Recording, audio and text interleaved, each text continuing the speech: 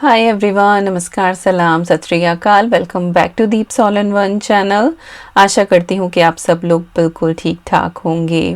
नवरात्रि के 5वें और छठे दिन की वीडियो आज मैं आपके साथ शेयर कर रही हूँ और व्लॉग की शुरुआत करी है मैंने मंदिर से माता रानी के दर्शन के साथ।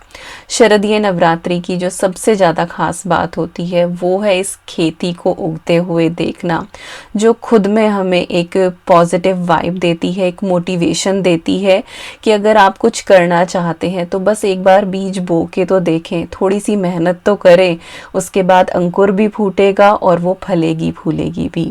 और यही हमारी ज़िंदगी का सार है कि जब हम कुछ करना चाहते हैं तो बस इनिशिएट कीजिए, थोड़ी सी मेहनत कीजिए, देर सबेर आपको उसका फल ज़रूर ही मिलेगा। और इसी पॉजिटिव एनर्जी के साथ चलिए आगे बढ़ते हैं इस व्लॉग में। आज मैंने घी बनाया था काफ़ी सारा, क्योंकि अखंड जोत भी चली रही है और 9 दिन नवरात्रि में 1 से 1.5 किलो के करीब जो है वो घी अखंड जोत में लग ही जाता है। बाकी मोस्टली कुकिंग भी इन दिनों जो है वो घर में घी में ही होती है, तो घी लगता ही है काफ़ी। तो मैंने काफ़ी सारा यहाँ पे बनाया था। मेरे तो फास्ट चल ही रहे हैं जैसा कि आपको पता है, और विकास का भी षष्ठी और सप्तमी का रहेगा, लेकिन आज घर में सब खाने वाले ही थे मेरे अलावा। तो खाने में आज मैंने काले चने की दाल बनाई थी और मटर जुकीनी की सब्जी बनाई थी और राइस बनाए थे, रोटियां बनाई थी।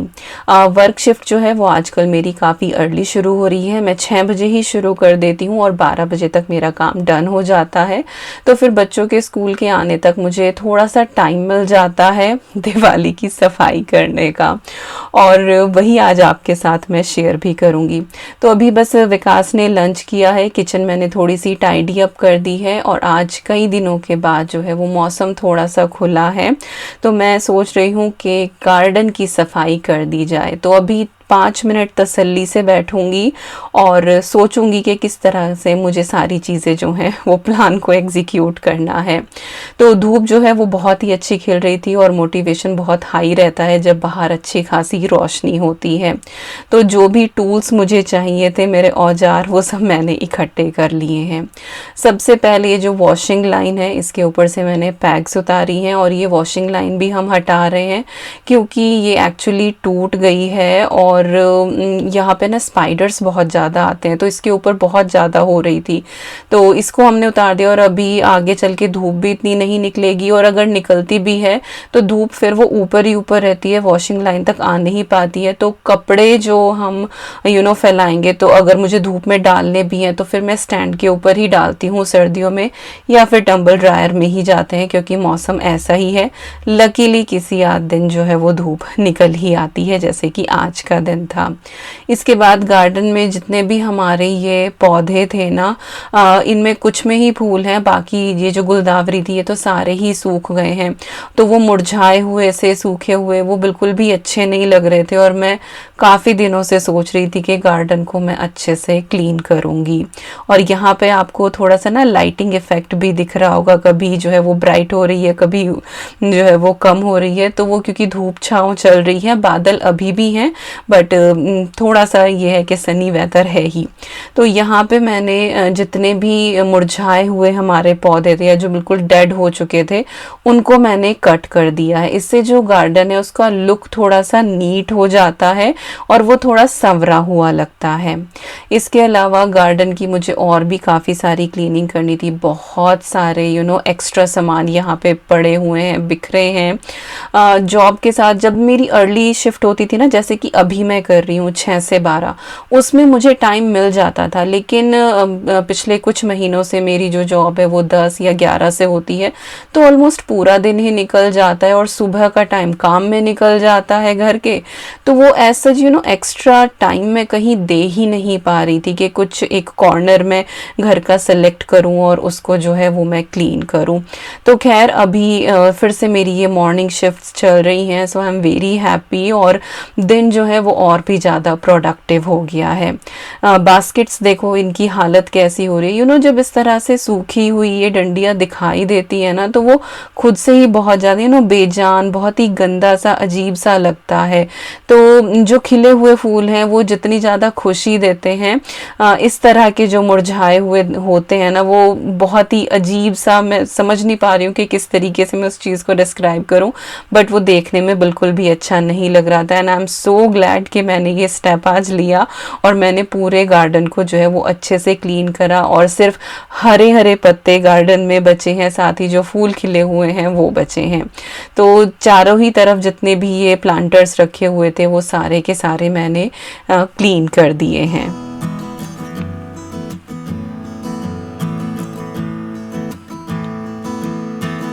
इसके बाद ये जो कॉर्नर है ये इतना मैसी हो गया था, जहाँ पे हमारा ये झूला रखा हुआ है। कैनोपी तो मैंने आपको बताई ही थी कि वो बिल्कुल ही टूट गई थी तूफान में, तो अब हमने उसको हटा के ही रख दिया, और अभी लग भी नहीं रहा है कुछ इस तरह का जुगाड़ कि वो अटैच हो पाएगी, बुरी तरह से वो डैमेज हो गई है। तो झूले को अभी हम ऐसे ही रखने वाले हैं। इसके पीछे ना एक बहुत बड़ा सा एक टब रहता है, और उसके अंदर हम गार्डन के कुछ एक्स्ट्रा सामान रखते हैं, क्योंकि हमारे यहाँ कोई गैरेज वगैरह तो है नहीं जिसके अंदर हम एक्स्ट्रा सामान रख लें, या कोई बड़ा स्टोर रूम है, या फिर कोई गार्डन शेड है हमारे पास। एक छोटा सा हम गार्डन बॉक्स लेने की ज़रूर सोच रहे हैं जिसमें ये सारी चीज़ें चली जाएं, बट देखो कब लिया जाता है, जब भी होगा तो कुछ चीज़ें जो हैं वो उसके अंदर भी समेट के रखी जाएंगी। बट ऐसा नहीं है कि अगर आपके पास कुछ नहीं है तो आप हल नहीं निकाल सकते उस समस्या का। तो एक बड़ा सा टब है, उसके अंदर मैं ये सारी चीज़ें रख देती हूँ, और कॉर्नर में रख देती हूँ तो सामने झूला आ जाता है, तो वो हाइट भी हो जाता है। ईवी के कुछ एक ये गार्डन टॉयज थे जिसके अंदर बहुत ज़्यादा पानी भरा हुआ था, तो वो भी मैंने थोड़ा क्लीन करके और उनको उल्टा करके रख दिया है, ताकि अब आगे वेदर ये बारिश वाला ही है तो इसमें फिर उसमें कुछ भी पानी वगैरह ना भरे, क्योंकि कहीं अंदर रखने की उनको मेरे पास जगह नहीं है। Again waiting for garden shed कि हम कब ले पाते हैं, या कोई गार्डन स्टोरेज बॉक्स के उसके अंदर हम रखें। इसके बाद बारी आती है इस एरिया को क्लीन करने की। जो भी रिसाइकल वाला सामान होता है ना, वो जैसे दूध की बोतल खाली हुई तो मैं यहाँ किचन के दरवाजे से निकल के ना इधर साइड में डाल देती हूँ कि फिर एक साथ ही जो है वो बाहर बिन में हम डाल देंगे। और कई बार ना वो 2-3 दिन डीले हो जाता है, और वो इतनी सारी दूध की कैन यहाँ पे इकट्ठी हो जाती हैं। अभी ईवी मैडम का बर्थडे था तो उनका जो कीबोर्ड हम लेकर आए हैं उसका भी बॉक्स यहाँ पे रखा हुआ था, तो डिफरेंट रिसाइकल वाला सामान यहाँ पर था। तो सबसे पहले जो कैन वाला है वो सारी लाइक प्लास्टिक की जो चीज़ें हैं वो मैं लेकर गई हूँ, और उसके बाद ये है कार्डबोर्ड बॉक्सेस, इनको मैं फ्लैट पैक कर रही हूँ। और इसके अलावा भी बहुत सारे कार्डबोर्ड बॉक्सेस गार्डन में हैं जो मुझे फ्लैट पैक करने हैं, क्योंकि फिर मुझे इनको रिसाइकलिंग में लेके जाना है। फ्लैट पैक करूँगी तो गाड़ी में ये आराम से जो है वो फिट हो जाएंगे, और अगर पूरे बॉक्सेस रखेंगे तो फिर दिक्कत होती है। और इन बॉक्सेस में भी बहुत सारी अंदर थर्माकोल होता है या फिर प्लास्टिक शीट होती है, तो वो एक एक चीज़ अलग करनी पड़ती है, क्योंकि हर चीज़ का जो है वो रिसाइकलिंग बिन वो अलग है और आप मिक्स नहीं कर सकते हो। बारिश हुई थी तो जितने भी कार्डबोर्ड थे वो थोड़े से सॉगी से हो गए थे, तो थोड़ा फोल्ड करने में तो आसानी हुई, और थोड़े से ईजी हो गया ये और भी ज़्यादा थोड़े से, बट वेट इनके अंदर जो है वो ज़्यादा हो गया था। तो टीवी का ये बॉक्स था वो पूरा मैंने फ्लैट पैक किया। अभी होमरी से लाइट जो हमने बेडरूम में लगाई थी उसका बॉक्स अभी तक भी ये रखा हुआ था, और उसी के ही ये थर्माकोल इतने सारे हैं। तो हर चीज़ सेग्रीगेट करना और फिर उनको रिसाइकलिंग बिन में लेके जाना, और हमारे यहाँ से कुछ आधे घंटे की ड्राइव हो ही जाती है। तो इतने सारे बॉक्सेस मैंने करे, और अभी इधर भी ये बॉक्सेस रखे हैं। ये हैं लिविंग रूम में जो आर्म चेयर आई थी ये उसके रखे हुए। तो आप देख लो कि पिछले 2-3 महीने से ये बड़े बड़े जो बॉक्सेस हैं ये एम्प्टी हुए ही नहीं हैं।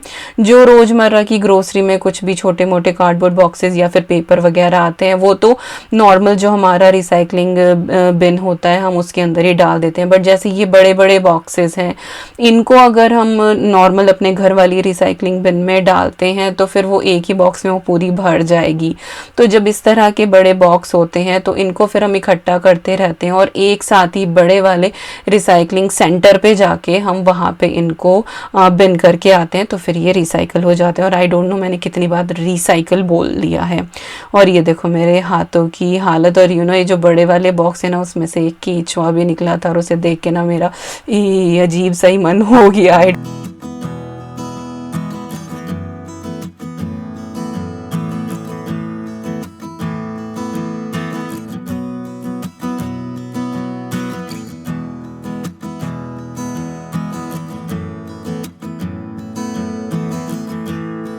और ये जो गुलदावरी वाले पौधे होते हैं, जब ये सूख जाते हैं और इनको काटते हैं, इनमें से बहुत पॉलन निकलता है।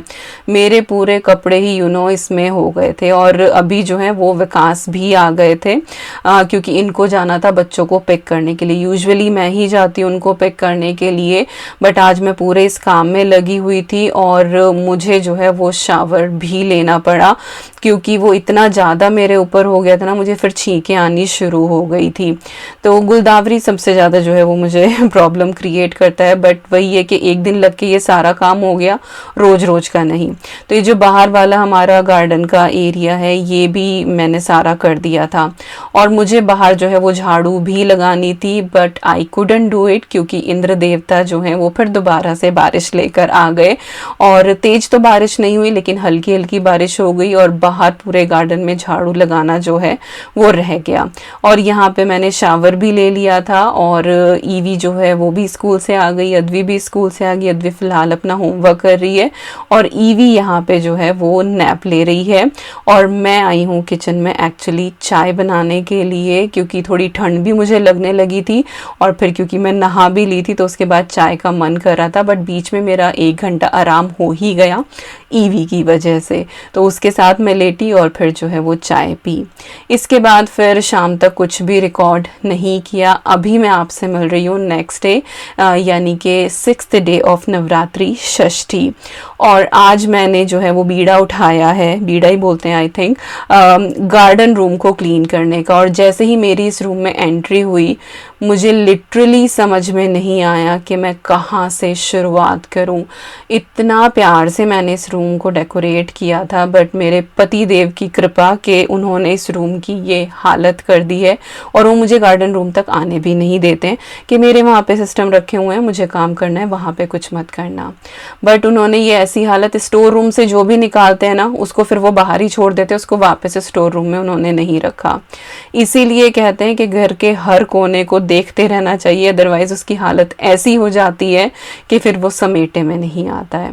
ये एक अलमारी है जो आपने हमारे पुराने घर में देखी होगी, बेडरूम में थी ये ऑलमोस्ट खाली ही थी, इसमें काफ़ी सारा सामान जा सकता था, बट वही है कि नहीं रखा उन्होंने, सारा सामान जो है वो बाहर ही छोड़ रहे थे। अच्छा, एक चीज़ और मैं यहाँ पे मेंशन करना चाहती हूँ, ये जो साफ़ सफाई है या खाना बनाना है या जो डेली रूटीन है, ऐसा नहीं है कि मैं कुछ अनोखा इस दुनिया में कर रही हूँ। हम सब करते हैं, हर होम मेकर, हर working women, everyone is doing their best at their home. But क्योंकि मैं एक लाइफस्टाइल व्लॉगर हूँ, तो जो मैं करती हूँ वो मैं आपके साथ शेयर करती हूँ। It is part of my work. और किसी और को काम करते देख के ना, कई बार आप भी मोटिवेट हो जाते हैं, कई बार आप छोड़ देते हैं कि चलो मन नहीं कर रहा, लेकिन जब आप किसी और को करते हुए देखते हैं ना, then you feel so good कि चलो हमारे अंदर भी एनर्जी आ गई, अब हम भी करते हैं। तो इस तरह की क्लीनिंग वीडियोस या कुकिंग वीडियोस या फिर फेस्टिवल व्लॉग्स या फिर डेकोरेशन या फिर मेकओवर, ये सब कुछ शेयर करने का मोटिव सिर्फ यही है कि आपको ये देख के अच्छा लगे, और आपके अंदर भी अगर थोड़ा बहुत आलस आ रहा है तो आप उसको साइड करके और अपना घर जो है उसको आप क्लीन करें। और ये सिर्फ मैं इसलिए कह रही हूँ क्योंकि 1-2 वीडियो पे कमेंट आया है, और वो हर वीडियो में ही कमेंट करें कि आज फिर वही दिखाया, ये तो हम रोज ही करते हैं। तो yes, we do these things every day at our home. कुछ अनोखा, कुछ अलग नहीं है, बट वही है कि एक दूसरे की देखा देखी हम थोड़े से मोटिवेट हो जाते हैं। दैट्स इट, यही है और कुछ नहीं। तो चलिए, इतनी बात करते करते रूम जो है वो थोड़ा सा मैंने सही कर दिया है। जो चीज़ें अलमारी अलमारी में सेट होनी थी वो मैंने अलमारी में लगा दी हैं, और जो स्टोर रूम में जानी थी वो मैंने स्टोर रूम में कर दी हैं। अब जो ये बाकी का सामान बचा हुआ है ये सारा का सारा मुझे इसी गार्डन रूम में एडजस्ट करना है। कुछ एक चीज़ें यहाँ पे एक्स्ट्रा हैं, जैसे कि हमने एटिक का मेकओवर किया था, वहाँ पे जो कुछ चीज़ें थी वो हमने यहाँ रख दी थी। रग लिविंग रूम के जैसे मैं चेंज करती रहती हूँ तो वो एक्स्ट्रा यहाँ पे रखे हुए हैं। तो ये सारी चीज़ें जो है ना, जो भी पूरे घर में हम अगर कहीं का मेकओवर करते हैं तो अगर कुछ एक्स्ट्रा निकलता है तो हम यहाँ गार्डन रूम में रख देते हैं, क्योंकि अगेन गैराज नहीं है, कोई शेड नहीं है जिसमें हम एक्स्ट्रा सामान रखें। तो एक ये बहुत ही प्यारी सी पेंटिंग है जो मैंने खुद बनाई थी, मैटी वाली वो होती है जिसके ऊपर कढ़ाई की जाती है, और मैं देख रही थी कि इसको मैं कहाँ लगा सकती हूँ। फिर मुझे ध्यान आया कि नहीं, पहले जो है वो साफ़ सफाई करते हैं, डेकोरेशन में बाद में चलते हैं। एक ये दो फोटो हैं, ये ब्लैक फ्रेम में थे, और मेरी जो स्टेयर्स पे मैंने एक फ़ोटो वॉल बनाई हुई है, फ़ोटो गैलरी, वहाँ पे सारे ब्लैक फ्रेम्स लगे हुए हैं। तो सोचा कि चलो ये दो फोटोज़ जो हैं ये मैं वहाँ पे लगा दूँगी। ये एक बड़ा सा ऑटोमैन है, अभी फ़िलहाल ये एम्प्टी है, इसमें बहुत कम सामान है, तो अभी जो छुटपुट घर में से एक्स्ट्रा सामान निकलेगा वो हम इसके अंदर अकोमोडेट कर सकते हैं। इसके अलावा यहाँ पे बहुत सारे स्पाइडर वेब्स लगे हुए थे, तो वो सारे के सारे मैंने क्लीन करे। और स्पाइडर वेब्स क्लीन करना मुझे डर लगता है स्पाइडर से बहुत ज़्यादा, मैं ये काम नहीं करती हूँ। जो श्राद्ध जब चलते हैं ना, और जो अमावस्या होती है, जो लास्ट श्राद्ध होता है, उस दिन कहते हैं कि पूरे घर के जो है वो स्पाइडर वेब्स सारे आप क्लीन कर दें। तो पूरे घर के उस दिन विकास ने क्लीन कर दिए थे, और गार्डन रूम के भी वो आके करके गए थे, लेकिन विद इन दोज 5 डेज़ यहाँ पे फिर दोबारा से वेब्स बन गए। तो अभी मैंने जो है ये सारे वेब्स क्लीन करे हैं, और इसके बाद ना एक स्प्रे आता है, तो मैंने कॉर्नर कॉर्नर पे ना सीलिंग में वो सारा स्प्रे कर दिया है। सो होपफुली अब आगे जो है वो स्पाइडर वेब कुछ महीनों के लिए नहीं लगेंगे। तो वो मैं मेक श्योर करती हूँ कि वो मैं इस रूम में तो एटलीस्ट स्प्रे कर ही दूँ। तो सारा सामान जो है जहाँ जहाँ फिट हो सकता था मैंने फिट कर दिया है, और फ्लोर बहुत ज़्यादा गंदा हो रहा था तो मैं फटाफट वैक्यूम लेकर आई, और पहले यहाँ सारे में मैं वैक्यूम करूँगी, क्योंकि जब फर्श पे बहुत कुछ गिरा हुआ होता है ना तो वो चलने का मन भी नहीं करता है। और मुझे ये भी लग रहा था कि जो स्पाइडर वेब्स हैं कहीं वो भी ना गिरे हों तो वो पैर से कुछ मसला जाए, तो इन चीज़ों का जो है वो बहुत ज़्यादा ध्यान रखती हूँ मैं। तो फाइनली जो है ये रूम कुछ ऐसा लग रहा है। सारी चीज़ें जो हैं वो समेट दी हैं, बट अभी फर्नीचर जो है इसकी डीप क्लीनिंग बाकी है, लाइक वाइप करना है, फर्निशिंग थोड़ी सी चेंज करनी है, जैसे कि कुशन कवर्स, कर्टेन मुझे चेंज करने हैं। बट आज का मेरे पास बस इतना ही टाइम था, इससे ज़्यादा टाइम नहीं था। इतना ही मैं कर पाई, बाकी काम जो है वो मैं कल करूँगी।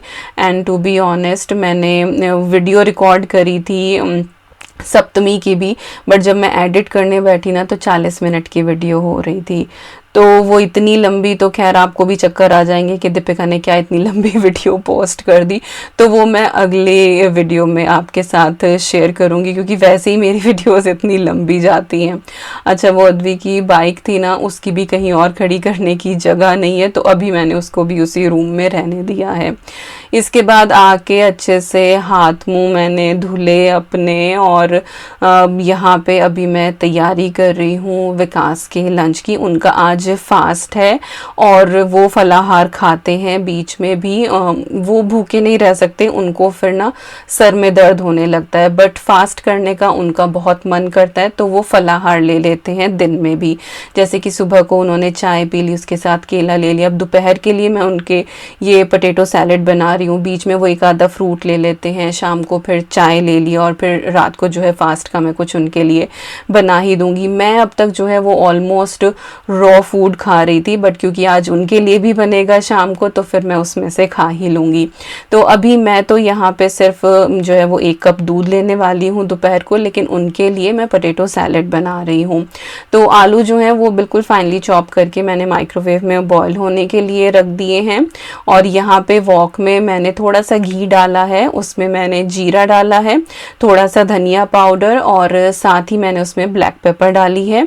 जो भी आपके यहाँ फास्ट में खाया खाया जाता हो आप वो स्पाइस ऐड कर सकते हैं। इसके बाद जो उबले हुए आलू थे वो मैंने इसके अंदर डाल दिए हैं और इस तरीके से मैंने कट किए थे और इनको अभी हम यहाँ पे अच्छे से रोस्ट करेंगे जब तक कि इनके ऊपर ना वो थोड़ा सा गोल्डन सा कलर ना आ जाए। और साथ ही मैंने थोड़ा सा इसके अंदर सॉल्ट भी शामिल कर दिया है।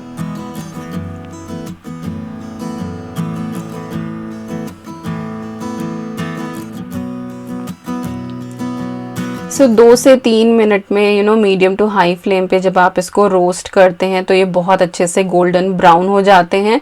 आप चाहें तो इनको एयर फ्रायर भी कर सकते हैं।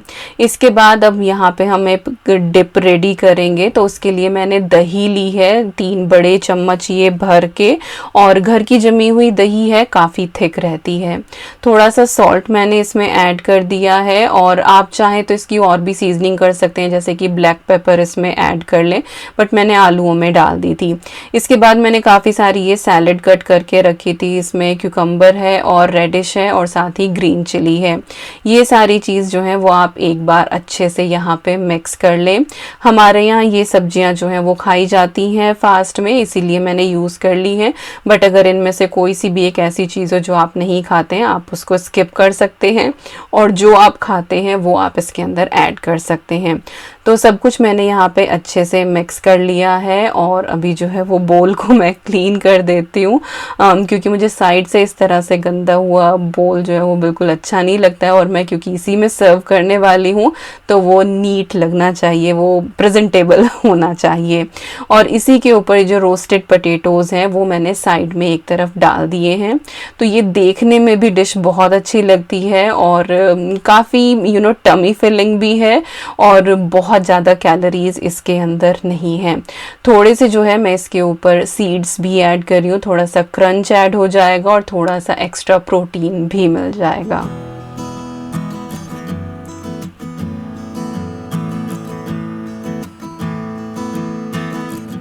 और अब मैं आपसे मिल रही हूँ शाम के टाइम। शाम को जो है वो दरवाजे पे नॉक हुआ और एक ये पार्सल आया। तो ये अवनी का आया है बर्थडे गिफ्ट उसकी प्रीति मासी की तरफ से, और वो बहुत ही ज़्यादा खुश हुई जब हमने कहा बर्थडे प्रेजेंट। तो वो आराम से नीचे बैठ गई, जैसे उस दिन नीचे बैठ के ओपन कर रही थी ना, बिल्कुल वैसे ही।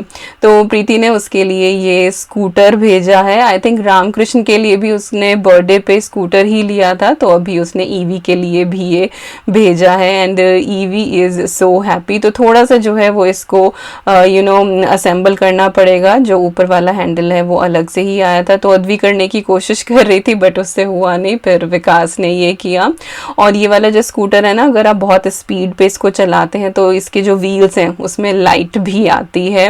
ये मुझे पहले नहीं पता था, प्रीति का मैसेज आया, उसने मुझे बताया कि इसके अंदर लाइट भी जलती है।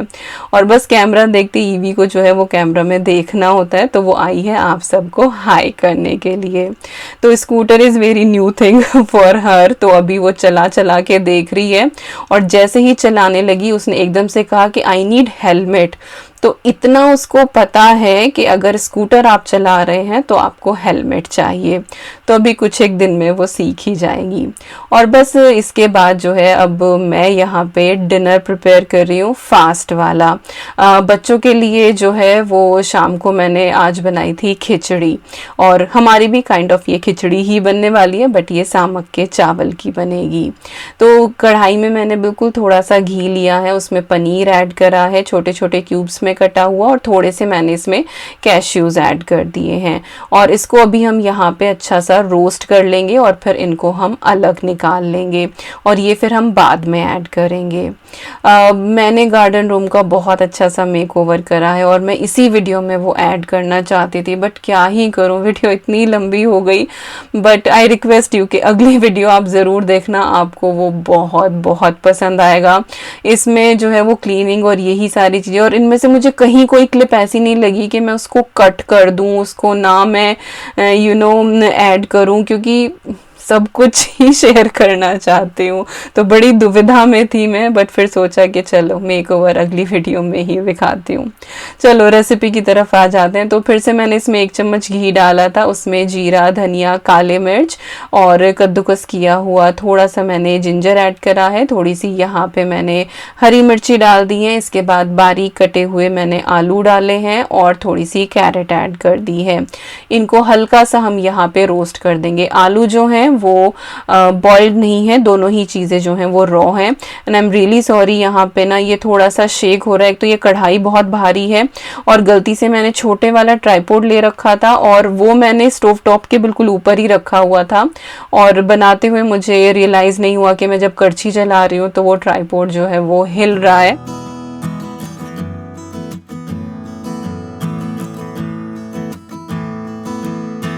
इसके बाद मैंने इसमें सामक के चावल ऐड करे हैं, जो ऑलमोस्ट 20 मिनट्स से मैंने सोक किए हुए थे, अच्छे से वॉश करके सोक कर दिए थे, और वो मैंने ऐड करे और उनको फिर मैंने यहाँ पे 2 से 4 मिनट अच्छे से रोस्ट किया है आलू और गाजर के साथ ही। और जब वो थोड़ा सा आपको खिला खिला सा लगने लगे ना, तब आप इसके अंदर पानी ऐड करो। तो जो सामक के चावल थे ये कुछ पौना कप के करीब थे और इसमें मैंने 2.25 कप पानी ऐड करा है। अगर आपको और खिला खिला चाहिए तो आप सिर्फ 2 कप ऐड करें, और अगर आपको बहुत रनी सी कंसिस्टेंसी का चाहिए तो आप 2.5 से 3 कप भी ऐड कर सकते हैं। समा के चावल में आप कितना भी पानी डाल सकते हैं, और स्टार्च बहुत ज़्यादा इसमें से निकलता है, वो उतना ही पानी एब्जॉर्ब कर लेता है। तो पानी डाल दिया था, नमक डाल दिया था टेस्ट के हिसाब से। उसके बाद इसको खुला ही मैंने यहाँ पे पकाया था जब तक कि ऑलमोस्ट इसका पानी इवेपोरेट ना हो जाए और ऊपर जो है वो थिक थिक से बबल्स आने शुरू ना हो जाए।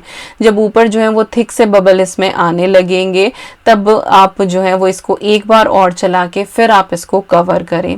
इससे जो आपका ये समा के चावल का पुलाव है या समा के चावल की जो खिचड़ी है वो बहुत ही खिली खिली बनती है और वो बहुत रनी नहीं होती है। बट अगेन आपकी चॉइस, आप जैसा चाहें इसको बना सकते हैं। तो अभी मैंने फ्लेम ऑफ कर दी है और इसको जो है वो कवर करके छोड़ दिया था। तो अभी देखिए स्टीम में ये बहुत अच्छे से कुक हो गया है। इसके बाद जो पनीर और काजू हमने रोस्ट करके रखे थे वो हम इसके अंदर ऐड कर देंगे। इस तरीके से ना काजू जो होते हैं वो थोड़े से क्रंची ही रहते हैं। अगर आप शुरुआत में डाल देते हैं तो फिर पानी के साथ ना वो थोड़े सॉगी से हो जाते हैं और पनीर जो है वो भी मैश नहीं होता है, वो भी अपनी बॉडी में इंटैक्ट रहता है बिल्कुल, और वो अच्छा लगता है। और बस ये मिक्स करके मैंने इसको थोड़ी देर रख छोड़ा था, स्टैंडिंग टाइम दिया कुछ 10-1 मिनट का, और इसके बाद फिर मैंने इसको दही के साथ सर्व किया। पहले माता रानी को भोग लगाया और फिर हमने खाया। तो कुछ ऐसा गया आज का ये दिन, और ये 2 दिन का व्लॉग आपके साथ शेयर किया है। आई होप आपको पसंद आया होगा, थोड़ी बहुत मोटिवेशन मिली होगी दिवाली क्लीनिंग के लिए। मिलती हूँ आपसे नेक्स्ट व्लॉग में। Till then you guys take care and I am sending lots and lots and lots of love to you all. Thank you so much for watching. Take care and bye bye.